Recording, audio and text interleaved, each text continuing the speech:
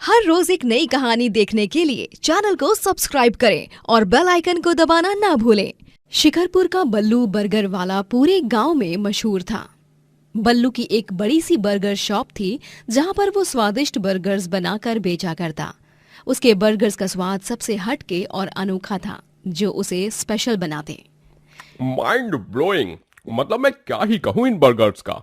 इनका स्वाद इतना बढ़िया है कि मैं तो तुम्हारे बर्गर्स का दीवाना हो गया, सच में। हाँ, नंबर 1 बर्गर है भाई। मुझे तो 5 बर्गर पार्सल दे दो। मेरे बच्चे इन बर्गर्स को खाकर खुश हो जाएंगे। धन्यवाद भाई साहब।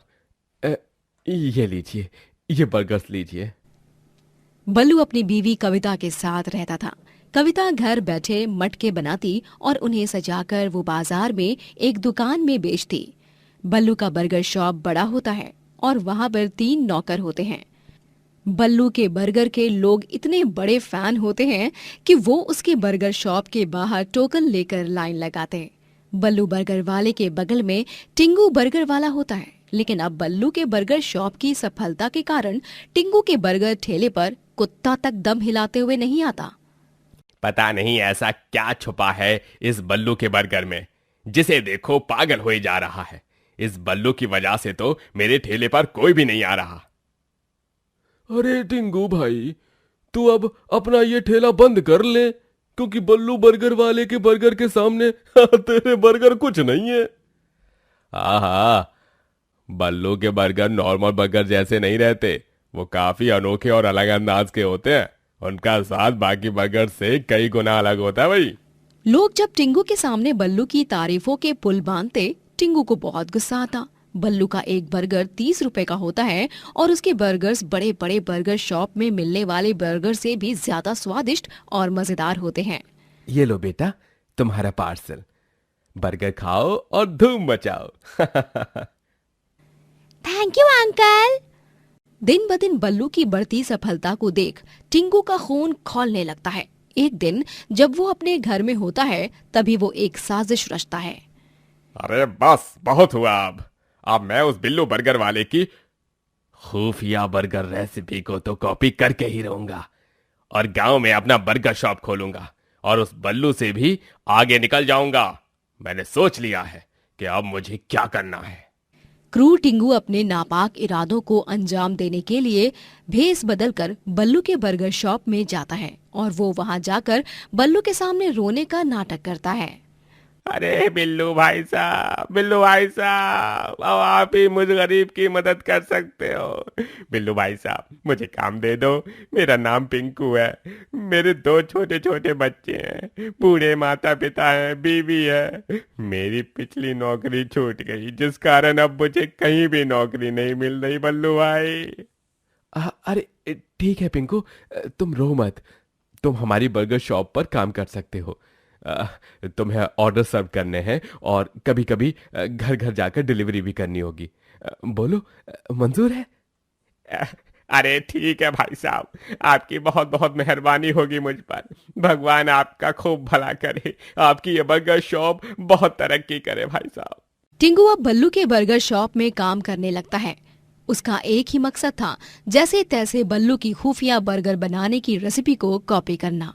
एक दिन जब बल्लू बर्गर बनाने के लिए शॉप के किचन रूम में होता है, तभी चलो चलो, यही है वो सुनहरा मौका। देख लेता हूँ कि कैसे बनाते हैं ये बेवकूफ महाशय इतना स्वादिष्ट बर्गर। टिंगू बल्लू को चुपके से देखने जा ही रहा होता है कि तभी वहाँ पर दूसरा नौकर आ जाता है और वो टिंगू के हाथ में 2 बर्गर बॉक्स थमा देता है। पिंकू, ये लो, ये चिकन बर्गर और आलू टिक्की बर्गर इस पर्ची पर लिखे हुए एड्रेस पर पहुंचाना। सुनो, जा जल्दी, जा जल्दी जल्दी से। लेकिन अच्छा ठीक है, जाता हूँ। टिंगू मुंह बनाकर वहाँ से चला जाता है। वो मन ही मन सोचता है कि चलो कोई बात नहीं, आज नहीं तो कल मुझे बर्गर की रेसिपी का पता तो चलकर ही रहेगा। लेकिन मुझे ये सब जल्द से जल्द पता करना होगा। दोपहर के समय बाकी के तीनों नौकर 30 मिनट के लिए आराम करते हैं और उस वक्त बिल्लू फिर से किचन रूम में अकेले ही शाम के लिए ताज़ा बर्गर की तैयारियां करता है। मुझे उस वक्त ही उसकी रेसिपी को पता करना होगा। फिर अगली दोपहर जब बाकी के नौकर 30 मिनट के लिए आराम कर रहे होते हैं, तभी टिंगू चुपके से किचन रूम के अंदर देखता है और बल्लू की बर्गर रेसिपी को याद कर लेता है। वो बर्गर बंस की तस्वीर भी खींचता है और चुपके से बल्लू का बर्गर बनाते वक्त वीडियो भी रिकॉर्ड कर लेता है। अगले दिन टिंगू बल्लू की बर्गर शॉप पर आता ही नहीं और वो अपना खुद का एक नया बर्गर शॉप खोल लेता है, जिसमें वो बल्लू के जैसी सेम डिट्टो रेसिपी को फॉलो करके बर्गर्स बनाता है। वो रिकॉर्ड किए गए वीडियो को देख देख कर बर्गर बनाता है।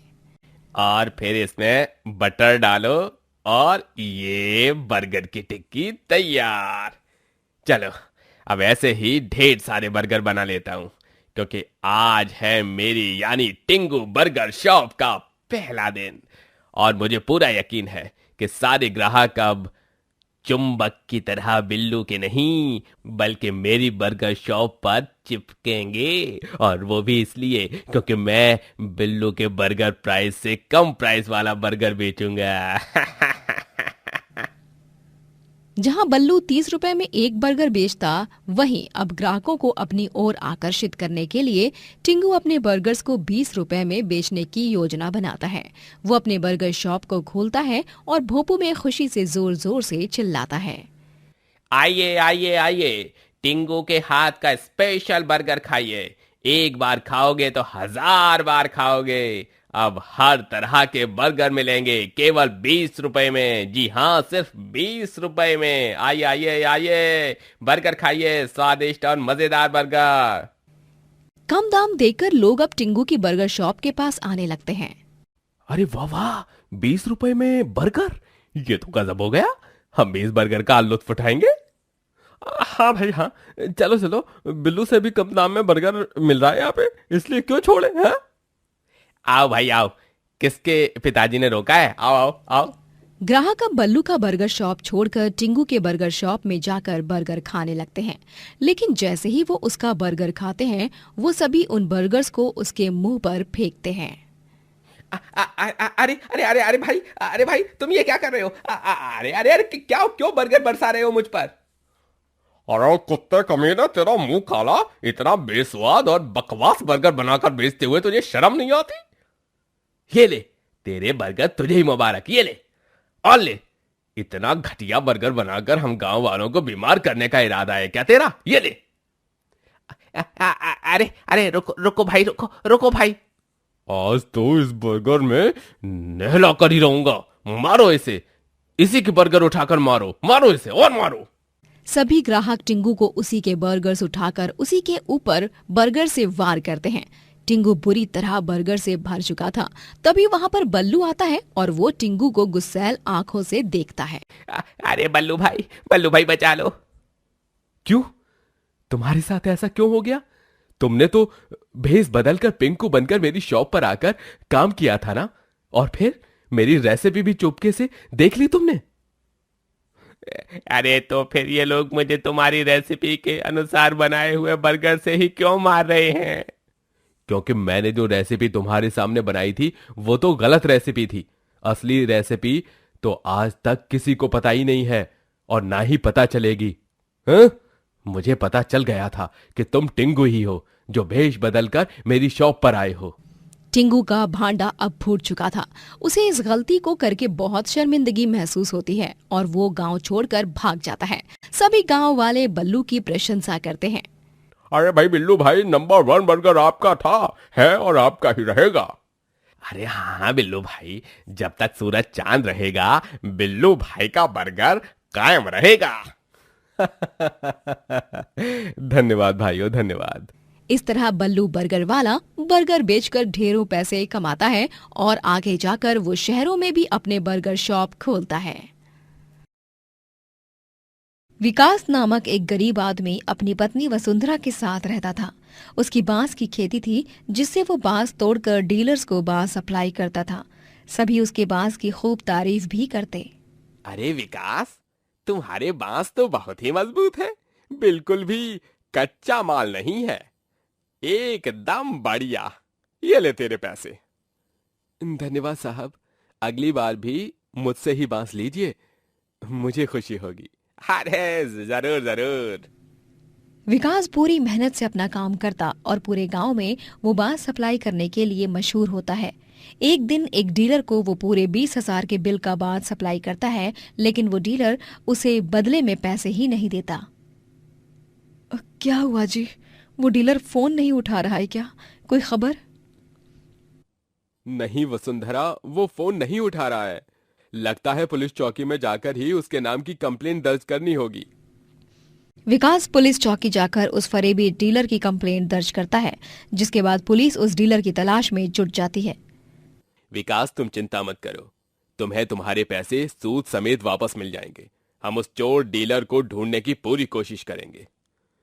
धन्यवाद सर जी, आपका बहुत बहुत धन्यवाद। मुझे मेरे पैसे वापस लौटा दीजिए, आपको इस गरीब की दुआ लगेगी।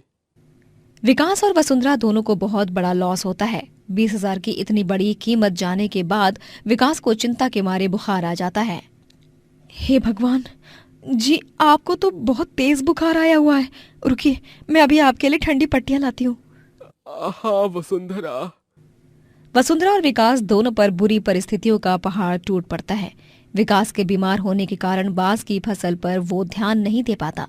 कुछ दिनों बाद गांव में बाढ़ आती है और उस सैलाब के कारण सब कुछ बर्बाद हो जाता है। जैसे तैसे वसुंधरा और विकास की जान सही सलामत रूप से बच जाती है। पता नहीं हमारी जान क्यों बची।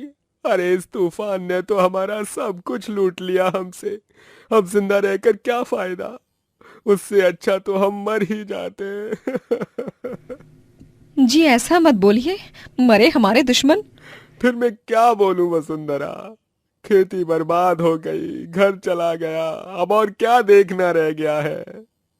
विकास और वसुंधरा के साथ साथ आधे गांववासी दूसरे गांव चले जाते हैं। विकास और वसुंधरा अपनी एक छोटी सी झोपड़ी तैयार करते हैं और उसी में रहने लगते हैं। विकास एक टी शॉप में वेटर का काम करने लगता है।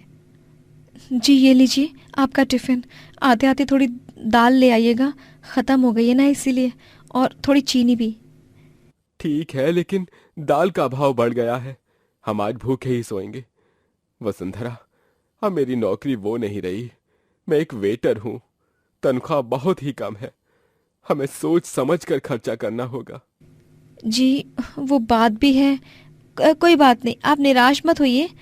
भगवान जी हमें फिर से वो सारे दिन दिखाकर ही रहेंगे। उससे भी सुंदर दिन, वो दिन नहीं रहे तो ये दिन भी नहीं रहेंगे। वसुंधरा भी 2 जगह झाड़ू पोछे का काम करने लग जाती है। दोनों मियां बीवी पैसे कमाते और उन थोड़े बहुत पैसों में ही अपना गुजारा करते। इन कठिन हालातों में जीना उनके लिए बद से बदतर होने लगता है। ऐसे ही एक रात जब विकास चाय की दुकान से घर लौट रहा होता है, तभी उसे सड़क पर एक छोटा लड़का घूमते हुए दिखता है और वो सामने से आती हुई ट्रक की हेडलाइट्स देखकर डर जाता है। हे भगवान, ये ट्रक कहीं इस बच्चे को ठोक न दे। बच्चे हटो रास्ते से। विकास अपने हाथ के सामान फेंक कर उस बच्चे को बचाने के लिए भागता है और उसे ट्रक के आने से पहले ही अपनी गोदी में उठाकर सड़क के पार चला जाता है। तभी वहां पर एक अमीर आदमी भागते हुए आता है। धन्यवाद भाई, तुम्हारा लाख लाख धन्यवाद। तुमने मेरे बेटे की जान बचाई। हम दोनों मंदिर में थे, लेकिन ये कब मेरा हाथ छोड़कर भाग गया मुझे समझ ही नहीं आया, और इसीलिए मैं भागते भागते यहाँ आ गया। थैंक यू सो मच भाई, थैंक यू सो मच। भाई साहब, आप थैंक यू मत कहिए, मैंने तो सिर्फ इंसानियत का फर्ज निभाया है। आपका बेटा मेरे बेटे जैसा ही है। उम्मीद करता हूँ कि बाबू आप ठीक हो, आपको चोट नहीं लगी ना? नहीं अंकल, थैंक यू अंकल, आपने मेरी जान बचाई। सॉरी पापा, मैं आइंदा से फिर कभी आपका हाथ छोड़कर नहीं भागूंगा। Good boy. अच्छा भाई, तुम ये कुछ पैसे रख लो, और मेरी बहुत बड़ी चिकन शॉप है, तुम्हें रोजाना जितना चिकन चाहिए उतना तुम मुझसे ले सकते हो। तुमने मेरे बेटे की जान बचाई है। लेकिन विकास उन पैसों को लेने से इनकार कर देता है। अरे नहीं भाई साहब, ये आप पैसे मत दीजिए मुझे, मैंने इतना कोई बड़ा काम नहीं किया है। तुमने बड़ा नहीं, बहुत बहुत बहुत बड़ा काम किया है। तुमने मेरे बेटे की जान बचाई है, मेरे जिगर के टुकड़े की जान बचाई है, और ये कीमत मेरे बेटे के कीमत के आगे कुछ भी नहीं है। तुम्हें ऊपर वाले की सौगंध, ये पैसे और मेरी भेंट स्वीकार कर लो भाई। विकास उन पैसों को ले लेता है और उसके घर रोज ढेर सारा चिकन आता है। जी, अब तो आपके पास पैसे भी आ गए हैं, अब हम किराए के मकान में रह सकते हैं ना? नहीं वसुंधरा, अभी नहीं। अभी मैं इन पैसों से फिर से बांस की खेती शुरू करूंगा और फिर से अपना कारोबार शुरू करूंगा। लेकिन ये इस चिकन का हम करें क्या? रोज रोज चिकन थोड़ी खाएंगे हम। क्यों ना हम चिकन ढाबा खोलें? अच्छा सुझाव है ना जी? सुझाव तो अच्छा है वसुंधरा, लेकिन एक ढाबे को तैयार करने के लिए बहुत सारे सामान को खरीदना पड़ेगा। एक खुद का मकान होना जरूरी है। वसुंधरा चिंता में पड़ जाती है। तभी कुछ देर बाद सोचने के बाद उसके दिमाग में एक और सुझाव आता है। जी, क्यों ना हम बांस का चिकन ढाबा तैयार करें? बांस का चिकन ढाबा मतलब? आप जिस बांस को उगाओगे उसका हम एक ढाबा तैयार करेंगे जिसमें चिकन की तरह तरह के आइटम बनाकर बेचेंगे। वो भाई साहब आपको रोजाना भेंट स्वरूप चिकन तो भेजते ही हैं, तो फिर आप उन्हें अपने ढाबे की कमाई होने के बाद सारे पैसे लौटा देना चिकन के। वसुंधरा का सुझाव सुनकर विकास बहुत खुश हो जाता है। अरे वाह वसुंधरा, ये तो तुमने बहुत ही अच्छा सुझाव दिया है। चलो अभी माता रानी का आशीर्वाद लेकर अपनी मंजिल तक पहुंचने का सफर तय करते हैं। जी। विकास और वसुंधरा दोनों मिलकर एक नए सिरे से शुरुआत करते हैं। विकास बांस की खेती करता है और कुछ ही महीनों बाद वो दोनों अपना बांस का चिकन ढाबा खड़ा करते हैं, जो कुछ ही दिनों में पूरे गांव में प्रसिद्ध हो जाता है। अरे वाह भाई, क्या स्वाद है चिकन दम बिरयानी का, मजा ही आ गया, बाय गॉड। हाँ भाई, ये बैम्बू ढाबा बहुत ही अट्रैक्टिव है, मैं तो यहाँ रोज आना पसंद करूंगा। जी आपका खूब खूब आभार। आप इसे अपना घर ही समझिए, जहां आपकी बहन ने आपके लिए स्वादिष्ट खाना पकाया हो। अरे सच में वसुंधरा दीदी, आप जैसी बहन भगवान हर किसी को दे। थोड़े ही समय में विकास और वसुंधरा का बांस चिकन ढाबा सबके दिलों को जीत लेता है और सभी ग्राहकों को वसुंधरा के हाथ का बना खाना भी बहुत पसंद आता है। ढाबे से तरक्की प्राप्त करने के बाद विकास सारे पैसों को उस अमीर आदमी को वापस लौटा देता है और खुशी और लगन से अपने ढाबे पर काम करता है। दोस्तों, अगर आपको ये कहानी पसंद आई तो लाइक करें, शेयर करें और कमेंट करके बताएं कि कहानी में आपको सबसे अच्छा क्या लगा।